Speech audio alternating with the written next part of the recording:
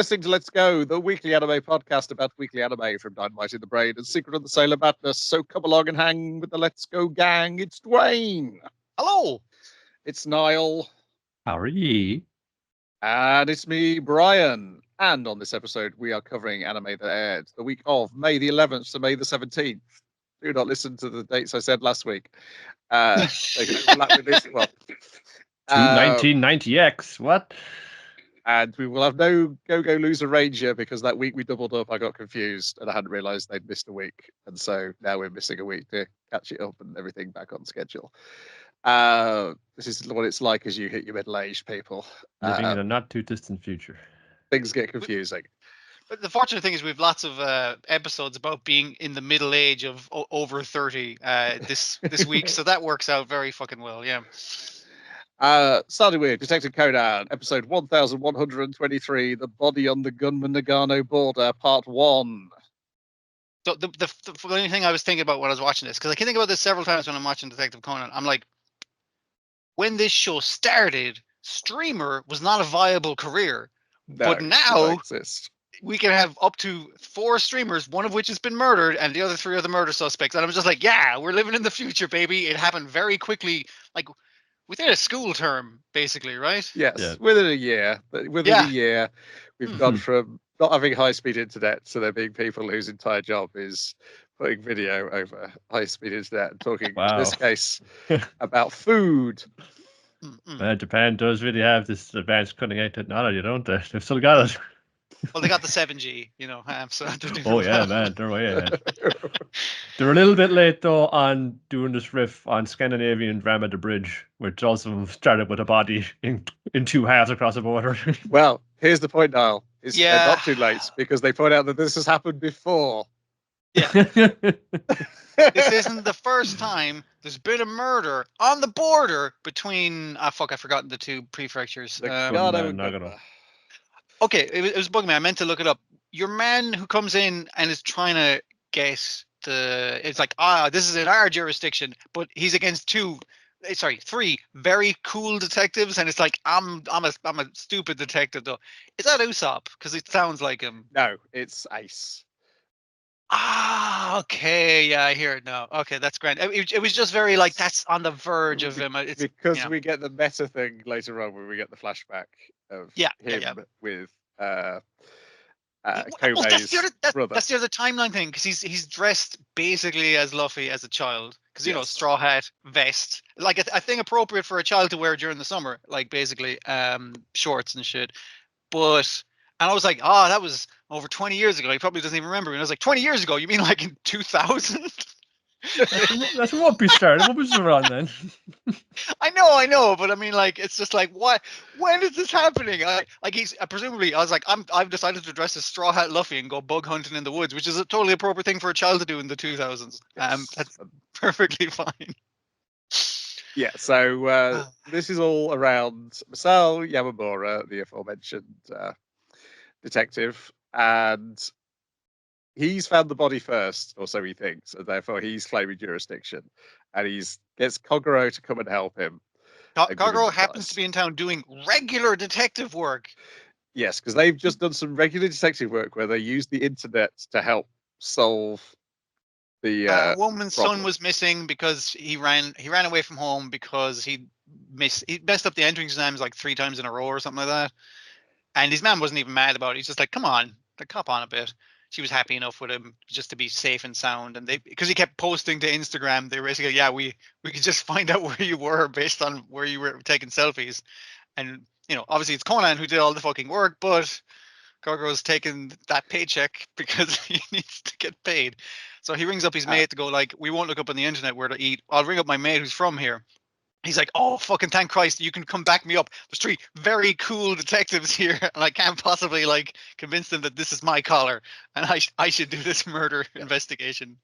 So we've got the 3 Nagano detectives have also showed up, who are Katsuki Yamato, the guy who has got multiple disabilities. He's like, oh, he looks badass, he looks really rough. And I was just like, I mean, him leaning on that crutch and him having like one eye, I'm just like, I don't know, man. He doesn't seem that threatening to me. But but we get the joke of Masao can't remember Kansuke, the guy who has the most distinctive character design, perhaps, in the entire series. He's. I've never met you before. He said, we know we've met before. We've solved the crime together before. He also can't remember Yue Urahawa, who he's also met before, but Kobe. He's like, have we met before? You seem familiar. Who he hasn't met before. Because it turns out when we get the flashback is that he befriended Kobe's brother when they were little kids, and they had a little back in the year 2000, yeah, a little camp on the border set up where they'd go and hide in the forest and make out like they were Ace and Luffy and Sabo. I don't think we get a voice for flashback Hiromitsu, do we? No, it's just him describing it over the yes. The footage of them as children. Like he does bring up on his smartphone, which they've developed within the last year, the pictures from his childhood. It's like, look, it's me and your brother hanging out. Yeah. Yeah, it works quite well as a sad thing though, because we, the viewer, know that guy is dead. You're never going to get to meet him again. Hey, if you hear from your missing brother, just give me a shout. Cool. Like, yeah, sorry, not going to work out there, bud. Yeah, but we get the reminder of the phone with the bullet hole through it that Kobe found in the locker. That's all the ongoing plot details. What about this crime? Four streamers have met on the border because they're going to compare. What dish is it? It's the soba dish local to one prefecture and the soba dish local to the other prefecture, and they serve both at this hotel, which is on the border. So yes, yeah. So that's why they came here, and they're going to film their reactions and decide which one's the better. And of course, that leads the detectives to start arguing over that as well. I mean, like, they're also, because it's like, this is my collar. No, it's on our fucking turf. It's like, well, I was here first. It's like, actually, you went off to get the coroner first. I was the first guy who touched the body, and you moved his hands, which was fucking like tampering with fucking evidence. And then it devolves into our soba is better. You know, it's very childish and silly, which kind of leads into him goes like, this reminds me of my childhood, and also a different pun that your brother made about the border and that kind of shit. And I assume it pertains to the case. Because it's one of these cases where the victim has rearranged his body in a certain way after death in order to give the detectives a clue as to who did it. Because unlike most murders in this show, he is on video camera the whole time he was being murdered because of the parking lot of a freaking hotel, and he's very specifically constantly checking his watch and making sure he's lying down on the border as he's dying.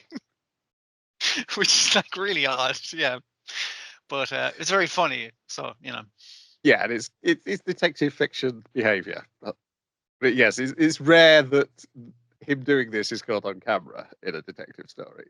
Yeah, and literally watching him do it. Yeah, each of the three suspects have got their not necessarily alibi, but the description of like how they discovered the body from their hotel rooms looking out from the window, and they feel it seems like they've eliminated one of them by her appearing to be in the video. She saw it first, and she rang in the cops from her hotel room, and she appears. You can see her in the window of her room, like you can see a figure or a silhouette in the figure of her room. And she said, "Oh, I saw someone getting attacked. I thought it might have been a prank though, so I just like called the cops kind of thing." And then the other woman called at the exact same time, exactly 12 o'clock or something like that, because they're also arguing over that. It's like, well, who called it in first? Because then that'll be the guys who get the case. And she also saw it and called it in. And the other guy was I think he was gaming or something, so he had his headphones on, so he didn't hear his phone ring him. And the other two rang him in the hotel, and all their hotel rooms were facing the same way. So the guy kept looking at the windows, like, okay, he's waiting to meet one of the other streamers in the parking lot, but he did meet one of them, and they brained him with something heavy in a sock. That's all they got. They were wearing like a big anorak type hoodie situation. Yes, because it's clear from the video that they knew the victim knew the culprit. Yeah, but the culprit also knew where the cameras were, so they couldn't be seen They've always got their back to where the camera is, so you can't. And they got the big hood and jacket up, and they found the bloody jacket and the bloody sock, but not the thing that was in the sock that he got. They keep calling it blackjacked with. I was thinking like Yes. sock and a brick kind of situation, but yeah, or a brick and a sock that way. Improvised blackjack. Yeah. But Conan figures it out after watching the video for the first time, whereas the other two guy detectives figured out after the second time of watching the video, and they're like, and all three of those people announce, "I figured out it's one of the other three," and they say it simultaneously using exactly the same words, which is very good. I did enjoy that. Yeah, and then they're impressed that Conan got it after viewing it once, and it took them 2 times. Yeah. Because again, these are the sort of detectives who don't believe in the illusion that this is just a child. At this point, There's something weird going on with that very smart child who solves all the fucking murders. So yeah. Yes. What's the? I can't remember what the clue is on the. It's a ring light. Because streamers. Yeah. Of course. So I wonder if someone was using that to create silhouette of themselves in the window. Yeah. It's also because Kogoro like knocked over her stuff because he's a fucking dope when they were looking in her room, and I was just like, oh yeah, you knocked over her like ring light that you set up a projection of like a cardboard cutout of herself standing in the fucking window, that kind of shit. Yeah, but it is fun to have Kogoro be the mature member, the mature adult on the scene of a crime for a change, compared to everybody else. Because even Komei's slipping a bit from his usual cool, calm, and collective when people are taking affront at his prefecture. Why should they let it go to this other prefecture? Particularly when it's this particular cop who is arguably the worst policeman in the series. Like I think they're trying to show that he has like I don't remember you, and it's like we literally met within the last year based on the timeline of this fucking show. I was like, I think I know you, and it's like, no, you know my brother.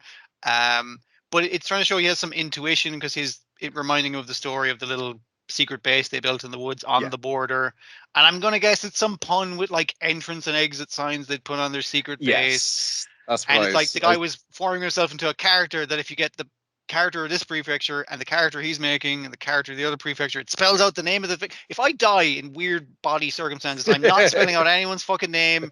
Just don't fucking I'm not gonna fucking have the wherewithal to fucking like construct a thing as I'm dying. I'm just gonna be like, fuck, I'm dying. That'll be my last message. Meven? Just pre-prepare that set me clues. up to be murdered very fucking easily now, but you know, what can I do about it? Yeah. I think you just need to pre-prepare clues and stitch them into your clothes. I mean, it might mean some innocent people get sent to prison. I mean, like, if your enemies get sent to prison, fuck them. Like, you're dead. So what are they going to do? Put me in prison? I'm dead. Fuck them.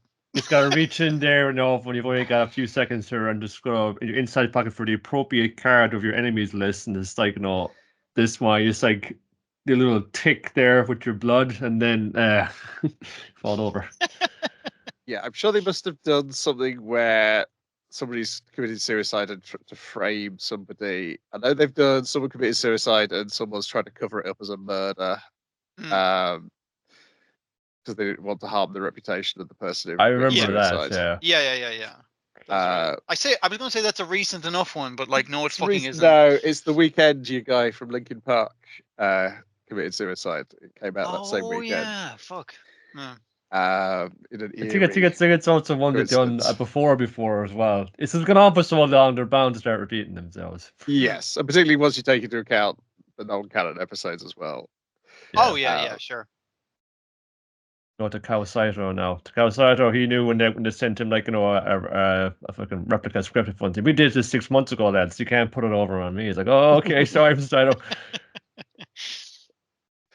But yeah, there's some fun stuff. It doesn't really, it progresses it a little bit because it's further ties. All the characters are going to be tied together by the end of the series, and so I didn't mind the detail of like, I knew your brother who disappeared under mysterious circumstances. I was like, yeah, that felt right, I felt it was affecting and sad. And yeah, it's sadder for us, the viewer, than it is for the characters at this point. Because they're just like, oh, I'll get your fucking contact deets and you can get on to me if your mysteriously disappeared brother ever fucking shows up again. Which is like, yeah, yeah. because I don't think even Conan would know that the brother's the guy who Zero thinks Shuichi killed, whereas he killed himself, if I remember correctly. Yeah, he held the gun, he grabbed his gun and then shot himself in the chest in order to keep the FBI's infiltration secret. Because I forgot. Like I said, I forgot the CIA person who's infiltrated as well. She's still alive. Yeah. Rereading the some of the stories we've been watching in the comic is like, yeah, this definitely, it really drove home Vermouth she's up to something additional to everybody else in the Black organization, because she does make a point that she's deliberately protecting Conan and his family. Yeah, for the rest of the Black organization's point of view, that kid is out of the picture, despite him making a couple of public appearances in the meantime. Yeah. So yeah, she's working against them when it's in terms of if it would affect her friend's husband and her friend's son. But I'm sure it will all come up eventually when he eventually finishes this. I feel like One Piece may finish first. Yeah. At this point, It's wasting its time. Just because it comes out more often. Then we've got Jellyfish Can't Swim in the Night, episode 6, 31. The number 31, yeah. Yes, yep, number 31. What could that signify? They're blowing the jobs are coming in now. Someone wants to commission Jelly to do a song and a bit for them. And wouldn't you know this earnest appeal for their help? It comes from that idol that they trashed in the middle of the first street performance in episode 1. So it's like, it's this that one they again. first went viral on in the first episode, and she initially is like, I'm kind of like, I'm not famous yet, but I'm going to be the star of the fucking world. It's going to happen any day now. And they're like, how can you be like an egg that hasn't hatched and also like a friggin' like the best fucking thing in the world? It's like that's two different things. And she's like, yeah, so I need you to do me this fucking cool song. I need it to go viral by the end of the month, or my manager's gonna fucking give me shit. So get on that. And they're just like, I say we just like go like, no, we don't want to take the job. And she's like, here's the bill for that one poster you tore that was put on fucking YouTube and TikTok and all that shit, so it's legal. You damaged my property. Here's the bill for that. She makes a fair point, Phil. Well, you scored points off of me in my performance, so I should probably, score something off. I mean, like blackmailing them into doing you a hit song is not exactly the best way to fucking go. Well, they're initially that way, but of course we're going to follow you around for a bit and get an idea of what you do. You've been idle for how long now? Since I was 18. Even you see, idle for 14 years. Yep. 31. 30 this year. I'm 31 currently. Yeah, so very specifically. Let's just follow you around your day to day, and it's just, you work a lot of part-time jobs. You do down to Isekai, like serving drinks and things. There's a lot about herself that seems like artifice and fake. Like, it's just like the age thing where she says, I think she, like, on her profile, it's like eternally 17 or something. Yeah. On her profile. It's just like, not for a while though, like in actual numbers, but it was just, she's just like, she always shows, I died today. I am just going to like pick up a little Instagram picture of my salad, my little omelet salad here, not showing, but not the Instagram the thing chicken of her... skewers and other stuff. She's going to boil the rice. She's going to have one of the two. So it's like, nope, it's heading down to the gym. Doesn't go to the gym. It's just like all this kind of things. Goes into a gym, takes a selfie in the gym, and it's just like, yeah, you're real fake and shitty. Yeah, but it's actually like a thing. Yeah, but then it's just like it goes all the way around, because it's. Yeah. Now we feel kind of shitty now because we go home and she's got a fucking like a 10-year-old daughter, and it says, she's doing all this, like, like it feels like I could kind of stuff. She's like following her dream and saying, no, she's doing a lot of jobs, like, she's taking care of her young one, like brings home dinner and makes it for her. Yeah. Like using her, like sews all her own clothes and did all these kind of outfits for her daughter as well, and they're kind of going, like, she can't be kind of shitty, but like she's doing it for the kid, we can't really be too mad at this now. Oh man, that's where they get the idea of the real her. Like, it's just like, you're way past it. There's no way you're ever gonna fucking take off with your dream and shit like that. But it's like, but that you're still at it and you're still supporting your fucking kid and you're still working. You haven't like going like I'm too fucking good for working as a host in a fucking in a ramen fucking place. It's like no, she'll fucking do the graft. She does multiple fucking You odd gotta jobs. admire that, yeah. Yeah. And the kid is like, "Oh, wow, you're the biggest fan," and gets like fun, like she might be too public with that openly, just because she gets teased at school about her man being a weirdo, and goes so of course, May, how do you support like your idol fun? Say, well, it's a lot like this, it was a person idol I followed for a while, and then their working crashing down and mine with it, but even in those moments, I gotta be like, OTP, you gotta stand your fave, dropping all this stuff of fun and say, yeah, you guys like your mother is like your favorite idol, see? This is the only way I know how to relate to people, so okay. You just gotta believe in your mother, like through thick and thin. Don't be fucking a fair weather fan. You gotta be like, your number one. You gotta be up there in the front row every time. Yeah. So it's like, I'm gonna go meet my friends from the New Year thing. I'm gonna wear the kind of cute coat you made me, ma'am. Outside? Or okay, go have fun. I'll see you at the show. And of course, one mean lads from school are kind of teasing her. It's just like, and then she's worried. They're teasing her. They're going on to her fucking Twitter and leaving shitty comments and stuff. It's just like, yeah. And so she's usually here by now. And then she's at the YouTube comment phone and saying, "Hi, Mom. Why'd you come pick me up in my weird jacket? Because you're my weird mom. Signed Ariel, your weird daughter." It's like, oh, that's it now. I'm going to go kick the little bastard's asses. You feel like anyway. But she gets her just in time. And her daughter's like saying, "No, my mom is weird. But she's still fucking cool, all right?" Without any prompting from the man. Don't bring my fucking mother into this, you little fuckers here. And I like the fact that she kind of runs out in the concert like in a really cool way, and then like you kind of see our characters like standing in the green room, and they just hear like the screaming down the corridor of her manager going like, "What the fuck? You can't just bail on me now. I've stuck with you for like 18 fucking years. This is bullshit." And then she opens the door. "Girls, you doing anything right now?"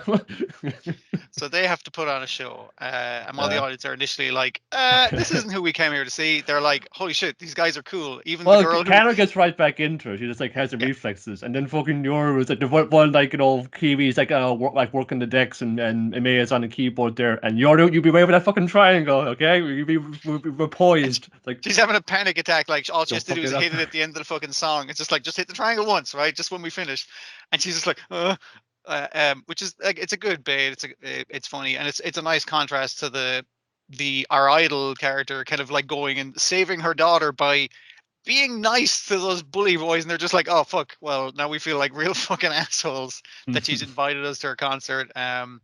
Didn't forget that it's her fucking show though, so they finished her opening number and just like lights come down. You can see, you can kind of, it's only how you can kind of see okay.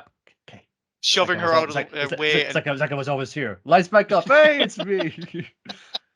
Lads, before I launch into it, I gotta be honest with you. I am Miko, your cutie, and always will be. But I'm a 31-year-old single mother, working their part-time jobs to be here for all of you. I want to be fucking genuine to you. I'm dropping my stage name. I'm fucking Sheena Baba. Fun, check it out. It's just like, hey. And they're initially confused. It's like, oh, all right. I don't know I don't know what to make about this, and it's just kind of weird. It's just like, oh, yeah, they're reacting to these situations like, picture what? her one way now. I don't know how to kind of like go around with this. The single mom with a kid. It's just I don't know. But it's probably better off overall. It's because like the alternative is just it's kind of creepy when you say. Yeah, and she's doing decent numbers on it, and then they're kind of lamenting, it's like, shit, she can't get to 10k fucking follows before we do.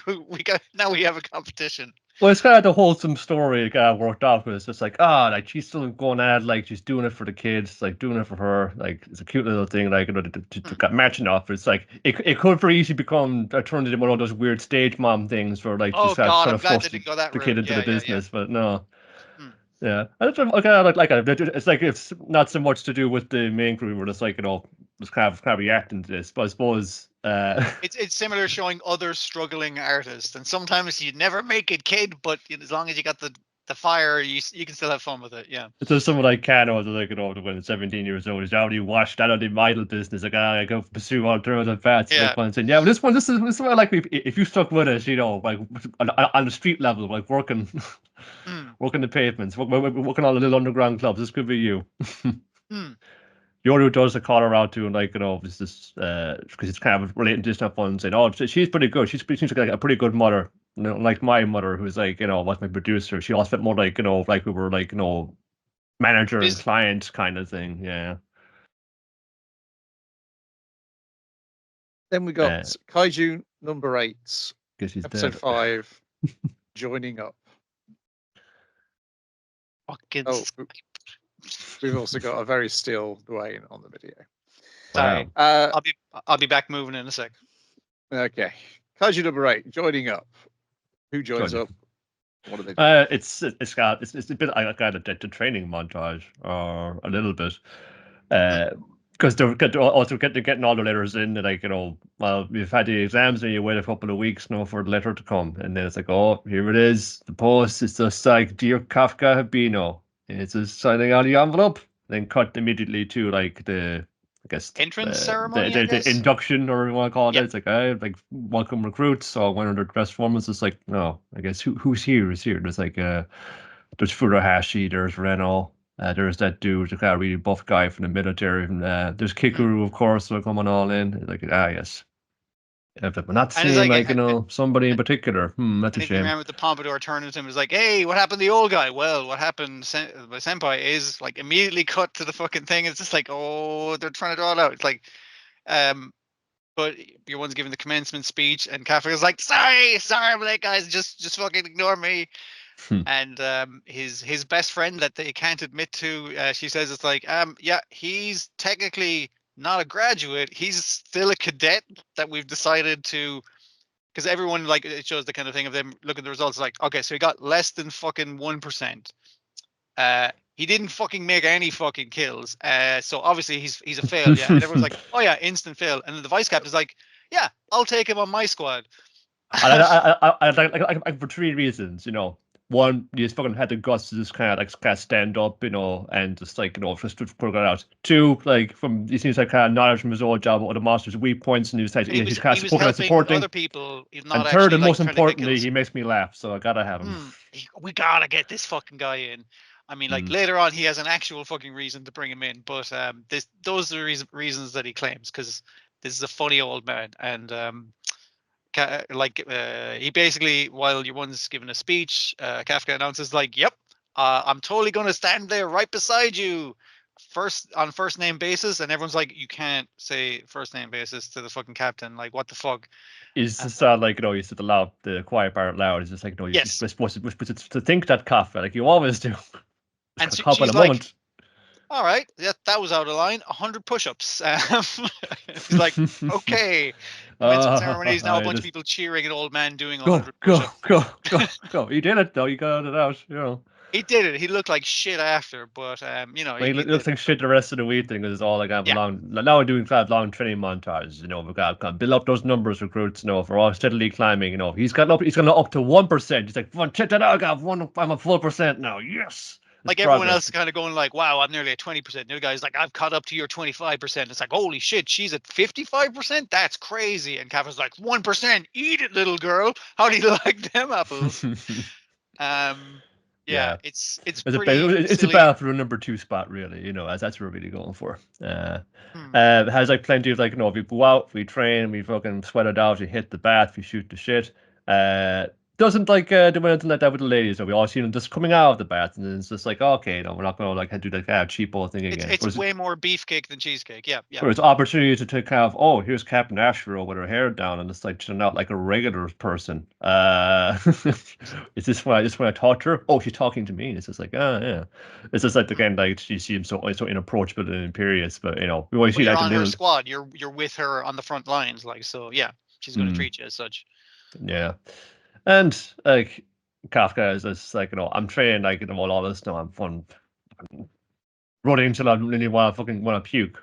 And what I got to fucking do work twice as hard as the lads. He's up late hitting the books, fucking trying to get his, I guess, other acumen up, pushing that coming in there and saying, hey, you gotta be in bed, fucking that's part of your job as well, pal. We can be summoned for an operation any minute. Yeah, and sure enough, they are.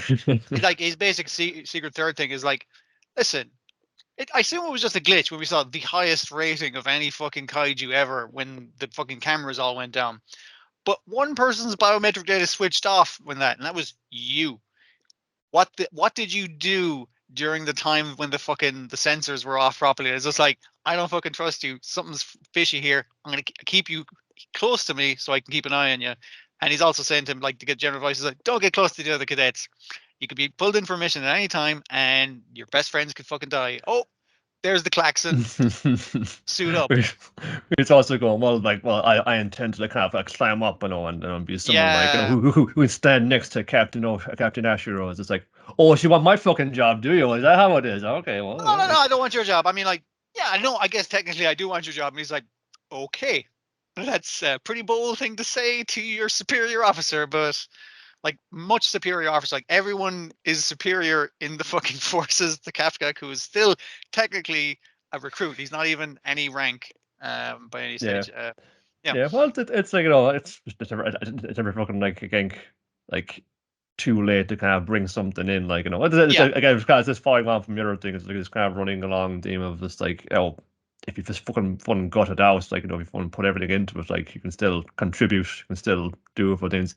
Like, fucking, like, Hikaru's dad, he's still in the fucking army, and he's still fucking, like, how old must he be? He's got a fucking, like, daughter who's now in the fucking army herself, so. Yeah.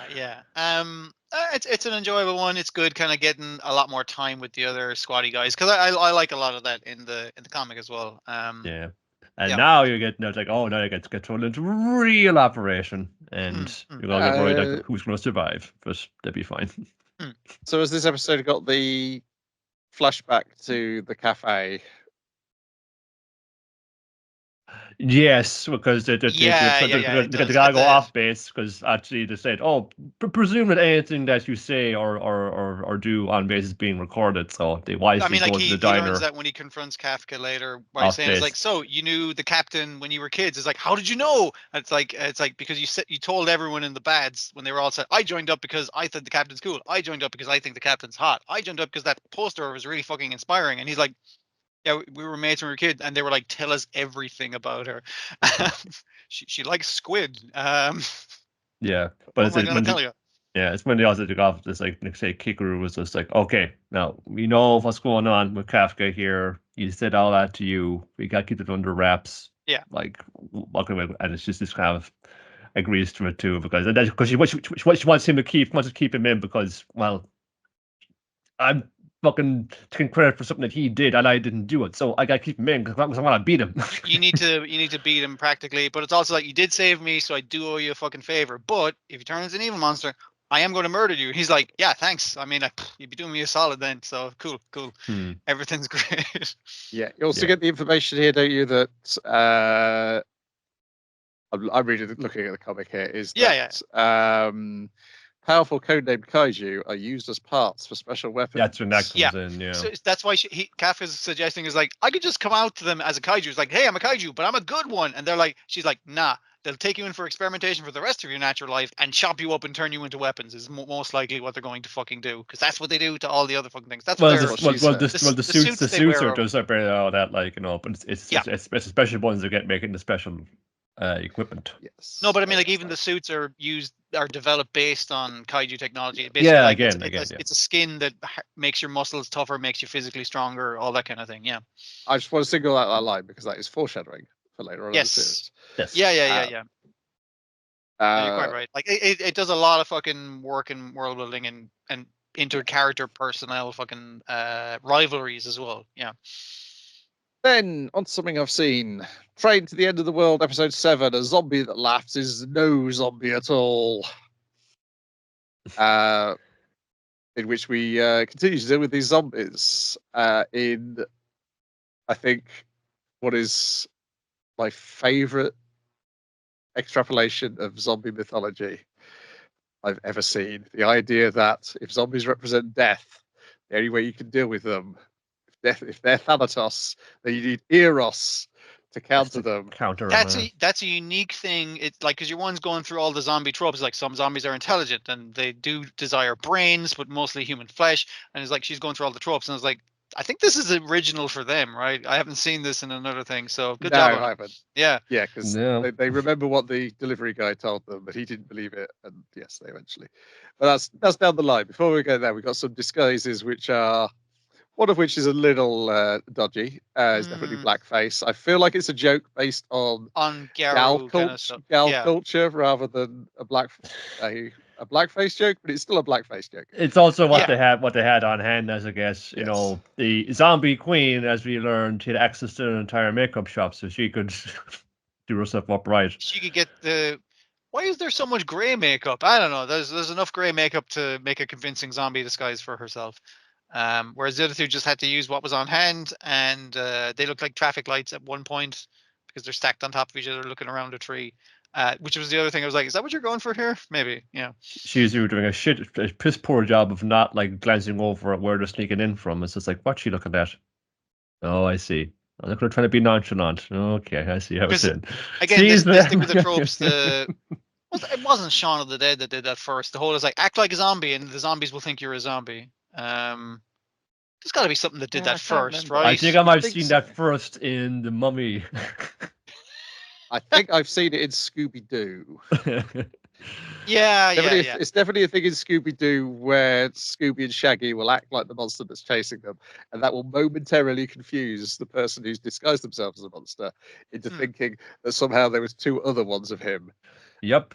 And then that leaves them primed for like the fake French waiter again, but then it's just like, yes, I was in the middle of I'm going to murder this man and his dog. But I could stop for a French meal apropos of nothing in this haunted mine. But yeah, it's funny that yes, they try and pretend to be zombies and eventually they come undone when they laugh, and zombies can't laugh.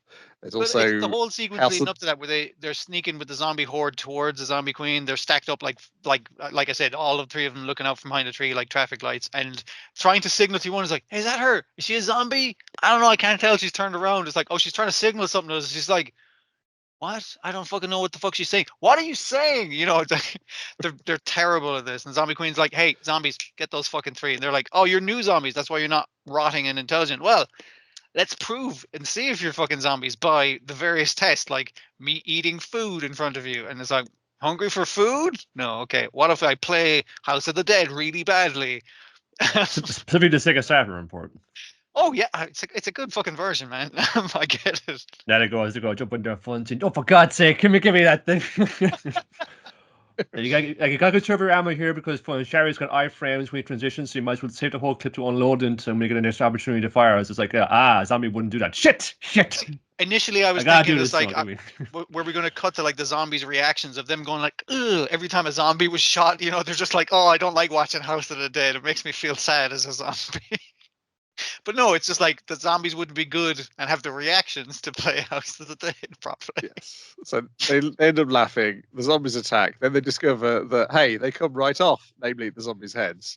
The zombies are very easy to incapacitate because they're just falling apart, literally. But you can also put them back together just as easily. So it's like, they're unkillable, but they are easily stoppable. But, you know, how long can you last, basically? As they're fleeing, then they run through the theory and they realize, let's make these zombies horny, which the initial attempt is Akira reciting Lady Chatterley's lover at them.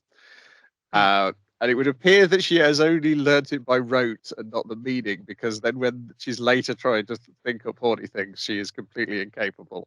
I mean, like, she's book smart, not street smart, so that makes sense. Yeah. Moist good? No, I'll stop that. Squirming? Yeah, it's like squirming could be gross as well, though. It's like that's not a sexual word necessarily. But they do eventually get advice from your man. That is good advice. He teaches them a horny song. Girls a horny song. It's good because they said the line which was going through my head. I was like, that's the first time he's been useful. And then Shazira says, that's the first time he's been useful. Yeah. The show is also aware of how fucking terrible he is. Yeah, and in the meantime, the zombie queen has blocked the train by stacking a mountain of zombies on the railway line. The way it cuts to the zombies and they're like more horror done now and again, I love that style, and the pile of zombies being in that style is really fun. It's like those terrible not the comics, the Junji Ito animations where they try to like motion comic the fucking thing. Yeah, but it looks nice in this and how they're rendering it. Yes, it'll cut to like much more detailed hand-drawn stills. Yes. Of a pile of zombies. Yeah, so they make a whole load of explode, and then Shizuru realizes, I'm pretty certain that girl's human, so I'm just going to go and have a word with her instead of this pointless fight we're having. And also climb up the pile of zombies because I can't state this enough. They're incredibly ineffectual. Like they're Yes. really bad at everything. They're I'm incredibly pretty good weak. at House of the Dead, so I should probably go with her a backup. Yeah, you should do that. We Yeah. know she's not from this town. She'd run away from home, I think is the impression we're given, and what the girls try and figure out for themselves at the end, and then decide. Some of them decide that's not need to know, and some say it is needed to know. Well, she's with her people because she ran and ran and ran, and then she came back because she saw the world was completely fucked. May as well go back and throw them all out with the zombies. They seem to need me or look up to me. Yeah, because she asked told the zombies to wait there, or I'll and she's holding because the reason she killed a bunch of zombies is her skirt was tucked into her knickers, and the zombies were like, oh, getting horny, and she's like, and she's kind of like brandishing her arse, is like, back off, or I'll fucking kill you. I'll use this thing. I'm crazy. Which the zombies are like, whoa, fuck it, let's not go crazy, but like, in zombie groans. But she's like, stay there and don't fucking move. And so she ran away, saw the rest of the world is completely fucked, so came back, and the zombies stayed there waiting and are covered in mold now. And she's like, Jesus, you guys can't do fucking anything on your own. So like they need her as their queen. So she took up the role for their benefit as well. I meant to look and check in previous episodes because it seemed to be the case in this one, but maybe it wasn't the first one, and it could be just that. Were there any female zombies in there, or are they all dudes? I think you're right. I was no wait. I think there was some. No. There the is, first because bit. when they're initially running away and trying to think of horny words, there's a couple of sprinter zombies coming after them, and one of them I think is a woman sprinter. I'm full sure it is. Like there's mostly dudes. I think it is. Yeah. But I mean, like, is that the joke on zombie hordes? It's generally mostly dudes as well. I've just stopped at a random point. There is an office lady. Yeah, okay, yeah. Office ladies can get horny too. They can do no. Yeah. It's what they I suppose get after. I suppose in a post 7G apocalypse, you'll take whatever you can get. So.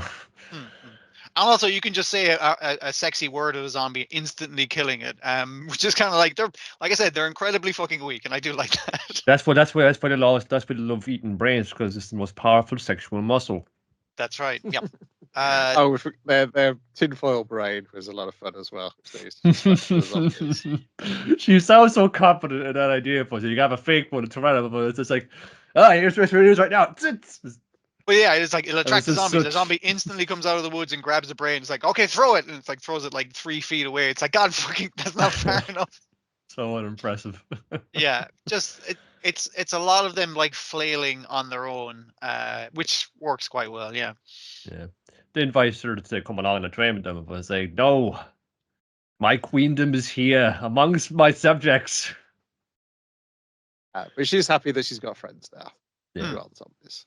And they warns them that there is another queen waiting for them at the end of the line. We got 11 stops away now, so you jumped ahead a good few. But all this trying to find her, clear her from zombies. And as far as I can tell from the reaction on Twitter today, the next week's episode is absolutely bonkers. I made the mistake of like through badly scrolling through it, of watching next week's episode first, and then I was like, what about the zombies bit? What happened with that? And then I had to go back and watch. Oh, I fucked it up, and that's why I was just like. But when you watch next week's episode, you'll understand why that wasn't the height of my fucking confusion, because it was the entire episode was the confusing part. So yeah. Right. Yes. Yeah. Next week's episode is directed by Sutomu Mizushima, storyboarded by Sutomu Mizushima, and written by Sutomu Mizushima. This is absolutely a pet project. Yeah. And I believe whenever things I believe finally get around to doing that convention panel show within the show, this would be featured in it. There's a good use here. It's again, it really kind of gets across how these are fun 4 girls who are friends, but they also just arguing and rip the shit up each other, particularly when they're sneaking around trying to be quiet and saying, gotta be quiet. I'm being quiet. I'm being quiet. It's like shout whispering. It's just and when Shizuru is apologizing and she's making apologizing noises in the same way they were trying to make erotic noises to scare the zombies off. Like, sorry. Yeah, it's like beg is the last forgive. Like the unintentional blackface, I think, again, like you said, it's a different cultural joke, but it's not great. And like, again, little girls and horniness towards them, I'm just like, I don't like that so much, but it's played as comedy, so at least there's that, like, it's not played as titillating or anything, so that's good. Well, yeah, hey, like they're teenage girls. Yeah. They think about these kind of things. Let's Yeah, not pretend they don't. No, and the absurdity is how difficult they're having.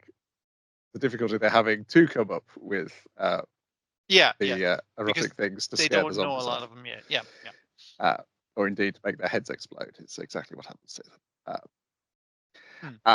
That's it for this week on that. We'll look forward to watching the next episode as soon as we're finished. Then Root of OddTaxi, episode 7, The Price of Regret. Yet more little gaps are filled in into And we're basically, OddTaxi's by the end of continuity. this, we're at the end of OddTaxi, right? Basically, We're getting there. We're practically at the end. Yeah. Nobu clings to life from an assassin's bullet. Yes, but as our detectives don't know who that assassin is, they are not featured in this show. But yeah, we get the fake Yuki is basically framing Rui in this episode. So fucking good, man. Because if you were just watching this, she's basically texting the one. It's like, hey, remember you were asking questions me the last day? It's like, yeah, what happened to the other one? It's like, yeah, I think it was like the leader of the bank, because she was meeting up with her that night. Like, she's dropping truths that are hints towards her being the actual person involved. We got her like, on camera here coming out of that building. It's like, okay, it's so good, man. Yeah. And she's putting them in the right direction, but like looking in the wrong direction, as it were. Yeah, and then we got to her flat where the news is on about the body being discovered. We don't get the reveal to the characters of who the body is till the end of the episode. And then she just switches it off, and then we slide pan across, and we see missing cat posters on her wall. Oh, there's a load of good framing in this episode, where our detective is confronting the leader of the idol group. Yeah. And it's framed where she's in the mirror, but they're both like facing the opposite way, but they're facing the same way. She's just. They love doing that shot, probably because there's a lot of like kind of backstage in clubs and things. I don't know, just like the director seems to just kind of love doing those mirror shots with people where like it's nice because it frames it. It frames it in a way that's it's using the space great, obviously, but it's framing it in a way that like there's a discordance there. There's missing information there because obviously it's someone trying to discover a thing and another person hiding or obfuscating a thing, and it's just like that it works for a lot of that. Like it's not a straight on one like shot behind that person's head, shot behind that person's head. Like that wouldn't work for the way this is trying to draw information out of them kind of conversations. Yeah, it's kind of perfect for her as well, because Ruby does have something to hide, so like this is getting the expected reaction. It's just like, oh well, obviously my question's making you uncomfortable, so I think you're the one who's going to go down for this. It's like it's quite fucking devious.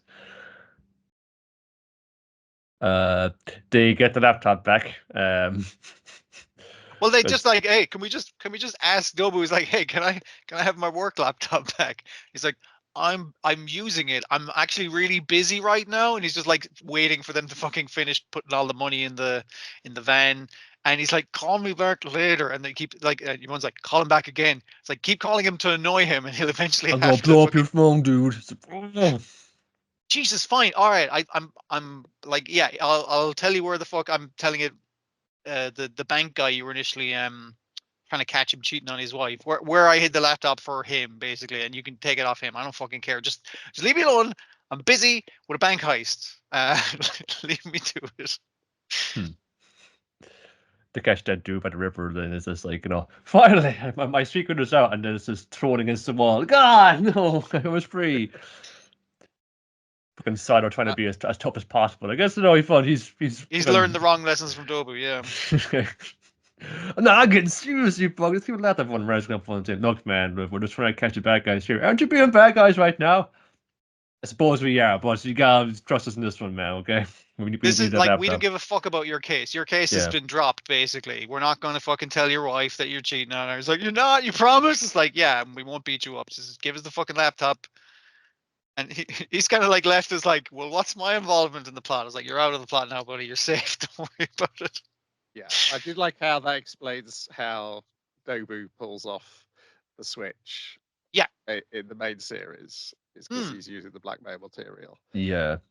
Yeah. Like he had something on someone else because that's where he got the fucking laptop. Like, yeah, it's really neat, basically.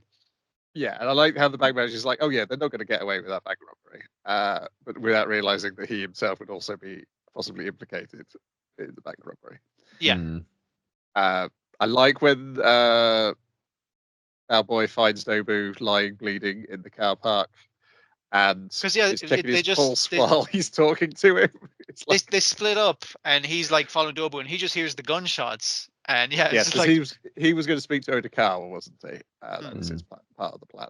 and like it makes it even funnier when like Dobu's bleeding out. He's like, here, friggin' Odokawa, bring me to my underground doctor guy. I know a guy, he'll sort you out. And Odokawa's like, taking the car keys, go to a regular hospital like we saw him do in the show. And then another guy shows up and he's like, please take me to my underground doctor. And, it's like, everyone's just leaving me to bleed out in this fucking car park. Like, I need someone to help me out. It's like, yeah, but kind of you dug your own grave there, Dobu. Well, but because he repeats though the dialogue that Odokawa had told him about. Like it's like he comes across as I'm a nice guy, I'm a cool guy. Yes, I deserve. Well, like, it feels like he's realized that he deserves this. That words, what Odokawa told him has now stuck with him, and he's like, particularly because, yes, he knows who shot him, and he knows that the reason he's got shot is his own fault as well, doesn't he? Yeah, he's got himself in this fucking deep, basically. Because he's screwed this guy over on an eraser, which has sent this guy off on a terrible spiral.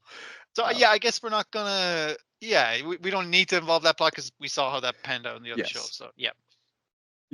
But Sasha is that dude, but that didn't happen to him. Yes, that's the dude. I could have been that guy. Yeah. That is the guy who screwed that guy up when he was a kid. Who was just showing up to help out Dobu, basically. Yeah. Dobu has screwed him over as an adult.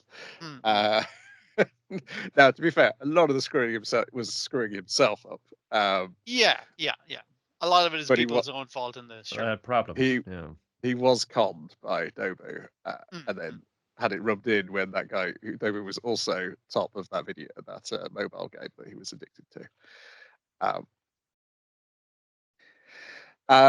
Yes, so I'm trying to remember where it all. Well, doesn't matter go to Mrs. Donraku and then that you bring her down to the office. Announcement happened. Yeah. Because at the point they split, like your man's like, all right, you go after Dobu, I'm gonna find Odokawa, because they know Odokawa knows who was in the taxi, who came to the fucking building. Like he has all that fucking memorized, and even though he doesn't seem to remember people as people, he does remember them. So if we show him a photo of a girl, it's like, yeah, I remember that cat, that kind of thing. So yeah. But yes, Odokawa has disappeared in the taxi because he's going to go and give that money to the person it belongs to. The scene of her talking to the mother, and then her like bringing her to the detective's office, and like it's like, oh, we nearly have this wrapped up. It's like, I gotta go take this, and just seeing her get the news and the fucking, I assume the mortuary at this fucking stage. It's like, yeah, that sucks, man. Yeah, we also get the scene of the Yakuza boss collapsing on the golf course. Yeah. As all of his men are being arrested throughout the city. No, I think it was just that gets just talked about around it. You don't see it because again, you can watch OddTaxi. Yeah, and I think you hear a lot of like the buzz whenever there's like a newscast like playing in the background kind of thing. Yeah. Media circus around Donraku's house. He's understandably pretty pissed off. I mean, like, if it was like, oh, he's not in, and he comes out, it's like, get the fuck out of my property, kind of shit. Because it's like, is this from your criminal connections? He's like, fuck you, you son of a, yeah. And it's just like, well, I don't think he's getting the promotion now. But yeah, it's like the promotion where no one can take his name basically after that. Yeah. Yes. I get that now from being Gunma-Nagano. Yes, that's right. Yeah. Yeah, they've not mentioned that in that. I assume it will come up in that. It'll come up eventually. apparently if it's something like it's a known thing that's going to kind of drop Yeah. in a non-Rakugo focused thing like this. It must be like a fairly common thing, but well uncommon. It's a known thing, but like you gotta be pretty Yeah. good to have your name set in stone. Yes. Yeah. I think it's not known enough that they needed a character who knew what it was and a character who didn't know what it was, so that they can explain it to you, the viewer, who might also not know what it was. Yeah. I think it makes sense she wouldn't know either, like, because she's way fucking younger than most of the rest of the cast. Yes. Then we get the press conference, where indeed one of the questions is, why did you have a fake one on the person who's disappeared? Yeah, reasonable fucking question. It's like, oh, the family thought it was best that we continue as they were debuting. It's just like we could have replaced her in as soon as she was found again, and our understanding was she was just missing. And it was just like, seems sus, man. Seems pretty fucking sus. I was just thinking, I forgot to mention, I love the conversation between our detective and the band thing, because basically it's like, why are you trying to find this girl? It's like, she was my friend. It's like, is that it? It's like, it's because she was better than me. Like, she could have done this job, everything I do, way better than me. She was way smarter than me. She was way better track and field than me. And it's just like, you can't beat this person. And so now that she's missing, and at that stage she's kind of thinking like she's fucking dead, but it's not confirmed. But she's kind of like, I can't compete with someone like she's already ahead of me in every fucking way. I can never catch up to that because she's gone. Now she's beyond my reach. And then beyond the reach, like at that stage, she's kind of, you seemed, the way her desperation that comes across is very like, I'm pretty sure she's fucking dead, but it's only confirmed at the end where they're having a nice family meal, essentially. Well, Yeah, it's sort of nice on them. Like, they know what Yeah. she's just been going through, and they're just trying Yes. to They're trying to be like, decent, treat like, her normal. Like showing up at her apartment unannounced. It's like, hey, we're having a dinner. It's like, hey, it's like a family dinner. If our head detective guy was here, he'd be like the dad. Whoa, you know. She's kind of like the 19-year-old equivalent of the hardened private eye that's like hitting the bottle of whiskey after a hard case. It's just like, we gotta get you out of there. He's crawled inside this thing. There's no coming out. And again, I guess we don't get to talk about camera work much, like we're mostly doing anime and shit. But like the way the camera's like locked behind her, like a third person fucking game, like yes. but then as soon as she starts like mellowing out, the camera separates from her and starts moving around the room. Look, I was like, that's a really nice way of showing the tension of her like melting as these guys are trying to treat her decently. Like just really good stuff. Yeah. That would also, that bit, I don't know if it's just the camera work causing the trickery of it, but it did feel like some of those lines were improvised in terms of. I mean, like it feels like they're breaking a little. They're having a laugh, which is appropriate for the kind of tone they're going for. Yeah. Or possibly it's just really well written. They're very good actors. I mean, like either way, I'm fucking impressed. Yes. Basically, yes, because it's not like when I'm watching a Jiro Sato performance when you can tell when they've just gone, go for it, Jiro Sato. Don't worry about if the rest of the cast calls. Convenience store sketch and go. Yes. Yeah, very much. Gyoza sure are expensive these days. Yes, I think there's 3 more episodes of this. Madness. I love it. So Odakawa hasn't leapt into the river yet in his car. So I mean, like, I don't think they can afford that shot in this show, but maybe, I don't fucking know. It'd be cool. OddTaxi, double fare with me. Then we got Bartender, Glass of God, episode 7, A Bartender's Resolve. Ooh. This is kind of getting back to Chen again, and actually, that whole thing about he kind of missed his little date with his little teenage girlfriend. That wasn't the real trauma. The real trauma was what was going on between him and his father. He wants to forsake his place that's been reserved for him as part of the family hotel group. I want to stay in Japan and be a bartender. He showed up at Eden Hall going like, oh, I lost my job because I was forced to quit. Can I work here? And your man's like, I mean, I don't own this place. I just work here. I'll talk to the manager though. I mean, like, I could probably put in a good word for you. Yeah. Because it's like, and he's like, all right, what's your tragic backstory? He's like, so my brother was the scion who was going to take over the company, but he died under tragic circumstances that we're not going to get into on a trip to Japan where we're supposed to be doing cherry blossom viewing, but we didn't get to do it because he died. So I was the second fucking banana, and I wasn't being raised to do the company because I wasn't as cool as my brother, but I got to do it anyway, and my dad just expects it. The reason I'm doing bartending is so I can learn hosting Hospitality. duties, hospitality stuff, which is good for the hotelier kind of fucking thing. But it wasn't meant to be a permanent thing. But I actually really like being a bartender. So that sucks.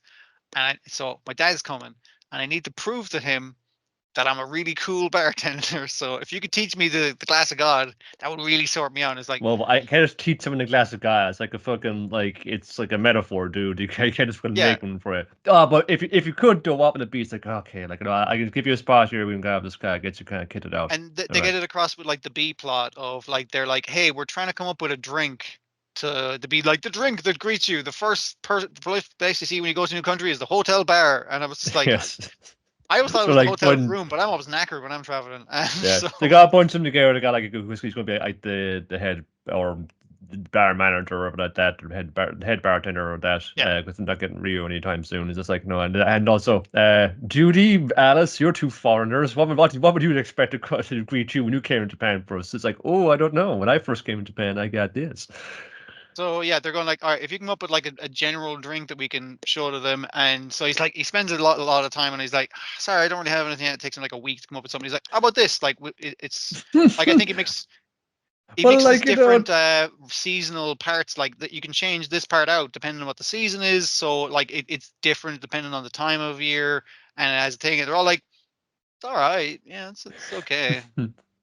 Well, they are kind of coming to like with this fun thing. It's like, oh, we can't hire a fun, like, or we can't just like come up with a magic drink like you always do. It's like, did you have got like nothing else on? It's like just the same He week needs now. to start You were charging there. people a consultancy fee. Like he needs to fucking get on that shit, because it's just like, I'm basically doing you work now. So come on. You were there in the room when Chen walked in. I need a phone. Take him on. I have other customers. I have my regular fucking job to do. Like, and you like again, he should be charging consultancy fee for to come up with this fucking I would hope drink he they is can use for because the they come hotels. in and he gets the door closed sign on front when you're getting these so and so's in, and the car go, no, it's all right. Fucking Jesus, I'm just doing the best I can in time allowed. Yeah. What do you expect out of And me? this is the thing that kind of comes across the Chen's A plot kind of thing. I was just like, I was trying to make a general drink for the general guest, and everyone was like, it's okay. Whereas I make a specific drink to the specific customer, which is what I usually do. That's what I'm good at doing. So like that's the glass of God. Like it's cold feeding when your his dad customer, comes in though, when his dad walked in, he'd be like, "Oh, I'm gonna make him a Singapore sling." But it's like, I'm gonna do it the raffle style. It's because that's harder to do. I'm going to impress him with my skill. But he didn't read the room. Singapore, he's just like, because it's a Singapore hotelier. So yeah, that's what her links connection, and he just like doesn't even drink it. He just says, "Bill, please." And it's just he's out of there. It's like, oh, he's iced him so hard. Here's your plane ticket. Comes in a fucking week, and he's like, Dad, you got to give me a second chance. And he's like, I mean, like, I'm in town for the fucking week, so I mean, like, I guess, yeah. And it's like, I gotta come up with something fucking better. So he actually like considers like, okay, what instead of like, we own a hotel in Singapore. That's a thing that connects us. He expects me to run it. Yeah. It's more so like, It's a thing again. The stand-up bar where all these things are stalled is just like like what do you kind of like do with any of this? They're joined as well by what's her faces, Kyoko and Yuri coming in, and then it's like oh, how's your prep going for the cocktail competition? It's just like it's fucking bananas, man. I gotta like whip out 5 cocktails and all the judges now. I was it's pretty fun. Like what do you do? I was gotta practice at it. Yeah, but I can't get it kind of across, fun. Like I can't just like whip something out just for the judges and just kind of read the room like you do, like straight up, like how do I do it? Well, you gotta like you can't just be thinking about drinks all the time. Like go see a movie, like read a book, like go to an art gallery, listen to music, expand repertoire. Like there's most things inform. The different things will inspire you, will get you a better understanding of generalized humanity, and once you have a generalized humanity, you can specifically like cater to each individual guest, that kind of thing. Yeah. Yeah, and then the guy that finds the stand-up bar, he drops a little kind of like a fucking philosopher's quote of fun saying, "I'd expect it from like a Kyoto University philosophy major fun saying, "Yep," it's like, yeah, it's me." It's just like we're talking and they're just like, about, whoa, you went to even past high school, and he's like, shut the fuck up. All of you come to my fucking bar late at night. All of you're a shit. You're all barred. I'm dropping you mad knowledge here from like hospice, like the Latin, like that's where we get the term like hospitality from. Again, reinforcing that metaphor that we're doctors, fun. It's about like again, this thing is great ancient roots that goes back a long way, and it's about They always give him. they always give that old guy so much shit as a bartender because he just basically serves like beer. But his bar is the bar that's open late, so all you cunts end up coming here. So shut the fuck up. And he phones it here, some gyoza. It's just when you need him. Phones in. Oh man, grab him. Now it's like, oh, he's fucking reading the room. He gets it. Yeah, yeah. So Chen takes all this in, and he's just like, okay, I'll go like ready for Dad to come by again. He comes in.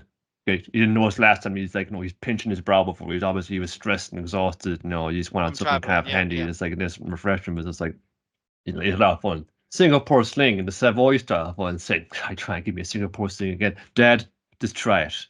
I promise it'll be all worth it. And it's just like, it's just like, it takes it back to that cherry blossom viewing that we're going to do with all the family before the accident. It uses like a few different like seasonal stuff like cherry blossom. And it's sponsored by Roku, a Japanese craft gin, which is in this gimlet cocktail I'm drinking right now.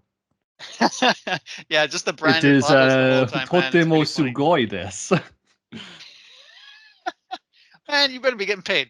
But basically, like he's talking to his dad, and is like that's the kind of feeling of the cherry blossom stuff that we wanted to share together as a family, and that moment was taken from us, and kind of like my brother was taken from me, and your son was taken from you, and in a way like my father was taken from me because I was a disappointment because I was never going to fill the space that left by my brother, and that's what I'm trying to get across in this drink. And the dad's like, sending you bartending was the right fucking choice. You've really learned about hospitality. So your plane leaves in 2 days. So get on the fucking plane.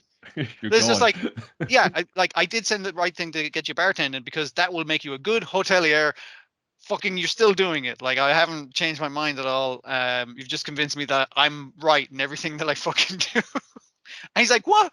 Fucking, what? That was the deal. What we had a deal. We didn't have any deal. You just presumed that. I didn't say I was going to agree to any of this. And our bartender is basically like to him is like, yeah, I mean, like, you're a grown ass man. You can just go fucking no. Like he says it in a nice bartender way, but it's basically like choice is yours now, kid. Like fucking, what's your choice? Bartender's resolve, It's like maybe it's just like he's gotta go for it, and maybe like there is no like perfect way of going bartending either, because as good as Ryu is, he's only better in a one capacity. He can't anticipate. There's flaws to his method as well. Yeah, he can't anticipate like if some of those ones that I can drink something refreshing and handy when they come in, like dropping their bags in the hotel room in this like plush hotel, like what would it kind of be, And he can't do that. He's fun saying, well, like, are they tired? No fun. Like, how's the relationship with their parents? How's their love life? I need all this detail, otherwise I can't fix it. And I think in this show it kind of comes across because a lot of these people are regulars. He gets a better read in them. He's just like, I saw before that your button was about to fall off, and I saw later that your button had fallen off. So like he knows them as people. So he's better at it's not a cold read. It's more like I've gotten to know you as a customer in this case, and therefore know your customer needs. And it's like that's not the same fucking thing as someone who's just come off the plane. But yeah. It's also like he's like very little of himself slip out because they go on about like, oh, like I heard you won like a cocktail competition like some years back yourself, Rio. What do you make of that? It's just like, that's enough talking shop. Let's just like have a few beers here, lads. Let's just take it easy, Mm-hmm. And she's like, oh, your mentor taught you that. I'd love to meet him one day. So it's like, we'll see. He's just like very evasive about his own things. It's like, hey. Yeah. No one's diagnosing me. I'm diagnosing you. All right. So that's how it works. I'm the bar psychiatrist. Don't you fucking do that back at me. Yeah. Most of the consideration was going on to it, but besides the Roku gin, there's also like Sip Smith's gin, which is what I've seen in the shops here. Right? Everyone's saying, yes, like Ryu, sell the bottle. Like, hey, what the product? Yeah. It's good to get a bit of drama back in there, and it's been Chen. He's fucking his actual fucking backstory isn't just like, oh, this is a girl like met for when I stayed in one time. I mean, kind of could have had a thing, but it didn't come off. It's haunting me all this time. And it makes more sense that it's like, no, it's a symptom of a bigger problem he has with his father and his family and that kind of shit. Yeah. Again, doctors, hospice. I'm skimming through this episode. I'm glad you're enjoying it because it looks very brown. It's a lot of dark wood there. It's warm brown. Yeah. It reminds the bar is not visually interesting. it reminds me of my least favorite bar in the Like a Dragon games, which Well, is one of the ones. It's very much like prefab bar. Just like there's room enough for the bar and like maybe a back room with some booze in it, and that's fucking it. Like See, there's his old things was better, but that's been torn down now since he was away. So he's going to rent this spot. I did enjoy in this episode because Shen's working in the bar, like when they're doing the setup, they have like the warm kind of like you say, Brian, the browns, the warm kind of lights that they go in it. But when they're setting it up earlier in the day, it's just like daylight fucking color. And I was like, oh, this place looks fucking nasty when you don't have that like low warm light. In the Like a Dragon games, there's this one bar in the fake Osaka, which is one of these bars, which is like it's just like a unit in an office block that they've turned into a bar. Yeah. And it reminds me of the one that's in this show. That's basically what this is. Yeah. Yeah. Well, maybe if he used to took like the big Grand Hotel bar job, he kept someone nicer to work at. But no, he's like, I don't know how to make drinks for a wide audience. Whereas, spoilt for going in fake Japanese bars by playing all the Like a Dragon games, and the Lost Judgment ones, which have additional bars which aren't in the Like a Dragon one. Ooh, DLC. Such as the bar called Bartender. Gentle perch. Yes. No one is as highfalutin and as ridiculously philosophical as this lad seems to be. Then we got Chibi Godzilla Raids Again, Season 2, Episode 6, Mothra's Secret Hobby. What could it be? Well, it's writing Boys Love Doshinshi. What? It's great because I think Mothra's the perfect character for this. Not because she's a girl, but because she's a moth. So when she gets flustered, she flaps. And I was like, that's perfect. Yes. Excellent. Love it. Good visual. Also, no Chibi Mechagodzilla for the first time, I think, in an episode. Yeah, I think I saw someone saying it's like the second doujinshi they expected it to be Chibi Mechagodzillas and him to show up. It's like, oh no. But because other than that, it's like, oh yeah, he hasn't fucking shown up at all. We can actually, because we have the straight man being played by Chibi Manila, it's like that'll work fine. Yeah. Yes, it does.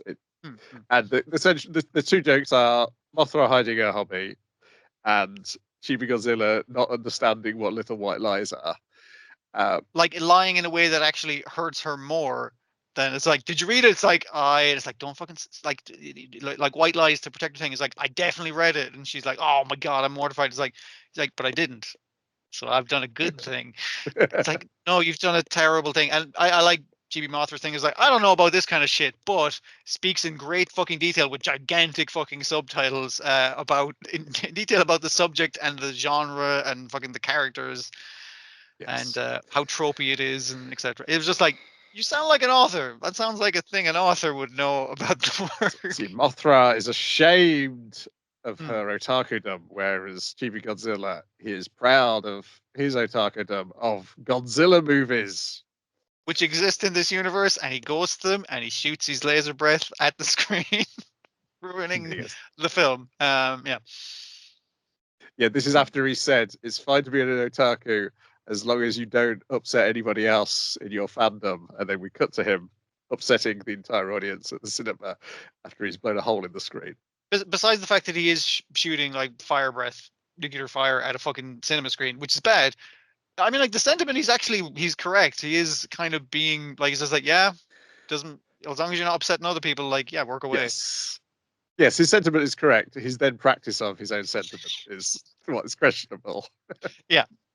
But that we've come to expect that with Chibi Godzilla at this point in the series. Like, he'd be a straight man if he wasn't so fucking incredibly stupid. Yeah. And that was Chibi Godzilla Raids Again.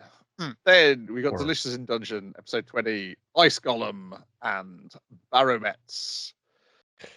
You just do me, you're not a team player.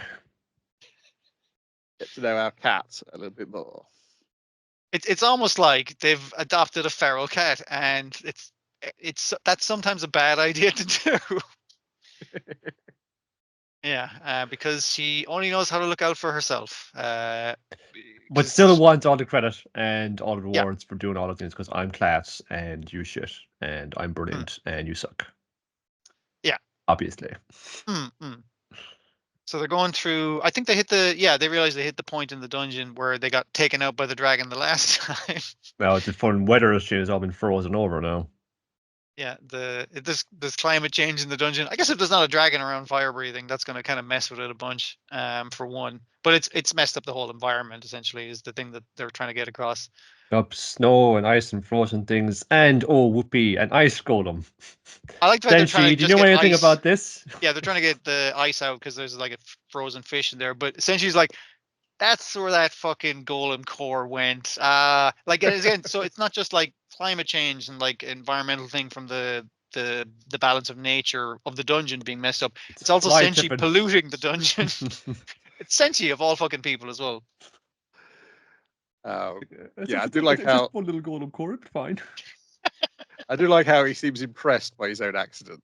Yeah, no, as I he's mean, like realizing. it's Senshi. He's just like, I did a good thing. That's cool, actually. Now that I think about it, because I used the other golems to farm vegetables, but I could use this one to farm fish because the fish live in the golem, and everyone else is like, Senshi.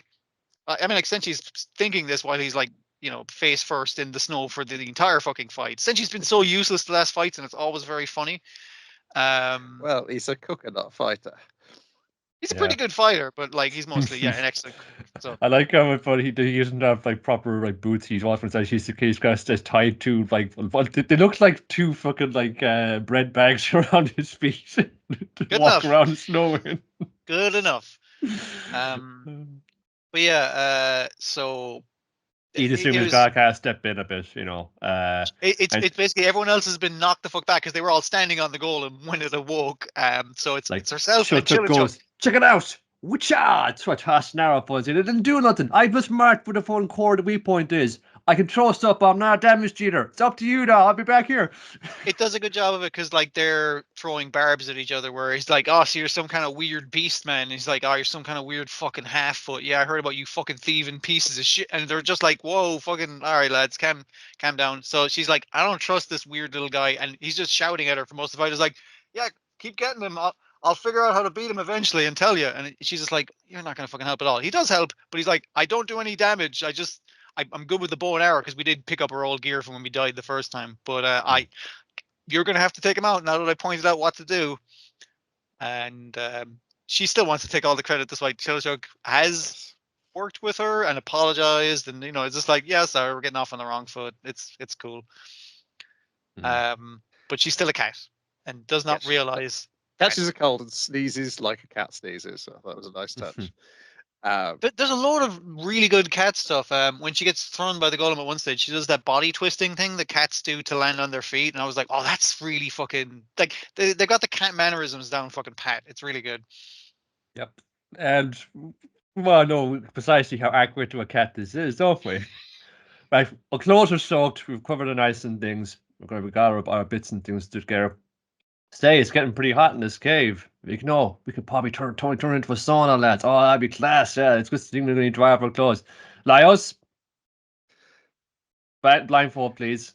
Yes, they've already blindfolded her when she's taken the wet clothes off her because she doesn't want to use a Marcel's trying screen. to put up the modesty screen. She's like, I'm covered in fur. There's nothing you can. I'm covered in fur. There's no one who's going to get kind of like run up on this area. I was like, just let me touch, just let me cut the nipples. Just want to see. Give me he says he wants to count the nipples and he wants to see where the tail starts. It's like those are both personal fucking information. Now you're getting blindfolded. The other guys can be trusted. They're not going to be looking basically.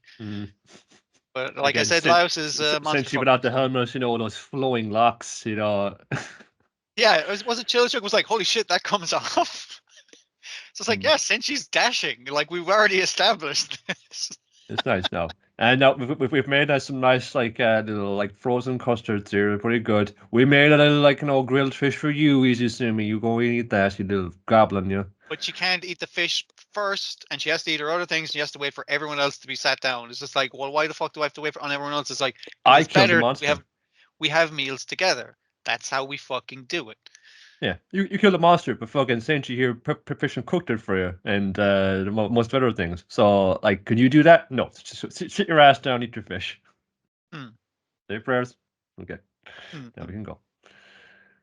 And Chilchuk is just like, hey, look, sorry for fucking swearing at you earlier on, as I've got a bad habit of that. It's like a major pack from all the shredded bits left behind. You know, you might be able to use it. You know. Like I've made you cold gear based off of Nanami's old fucking gear. Like it just like it works pretty good. Like but it's obviously a lot heavier than a cat would like to wear. But we're in the frozen thing.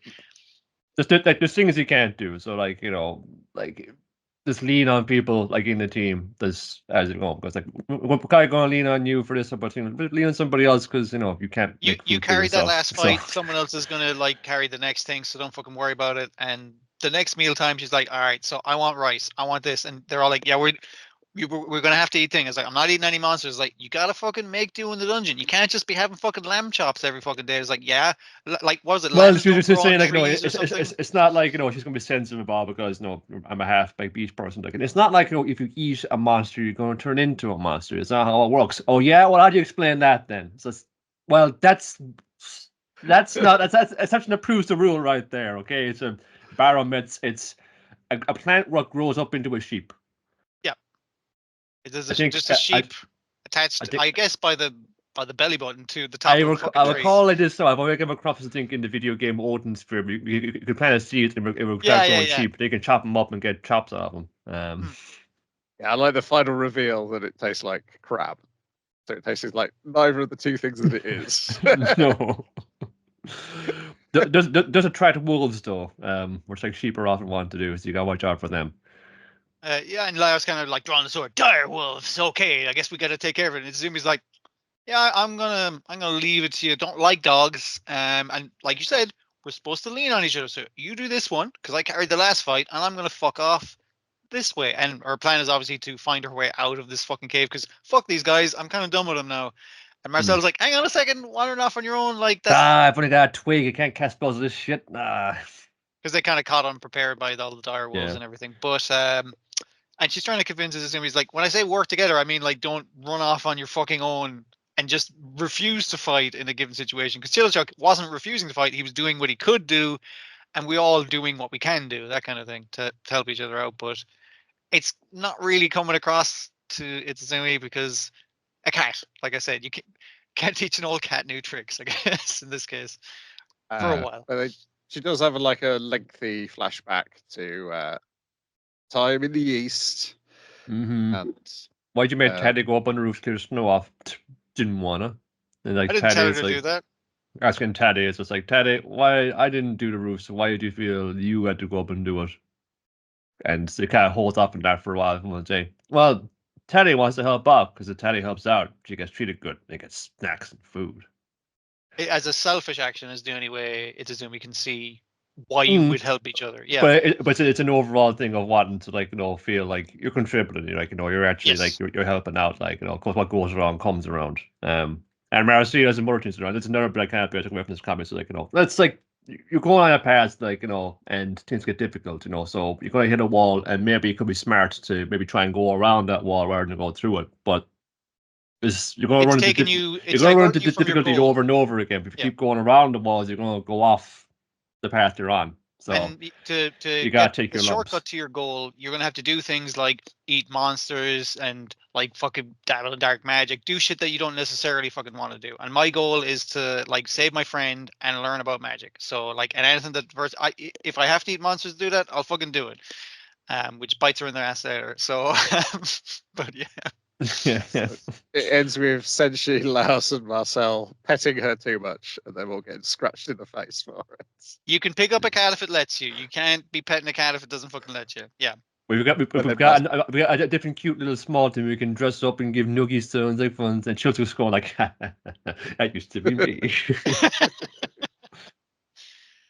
And yeah, Marcel doesn't want to eat the crab tasting sheep plant fetus that they fucking understandable. It's gross as shit. It's an unripe fruit. Was like when you cut it open, it's like, no, that's why they have two names for it. No, it's Barometz chops, or if you're reading it another way, it's like it's Barometz below.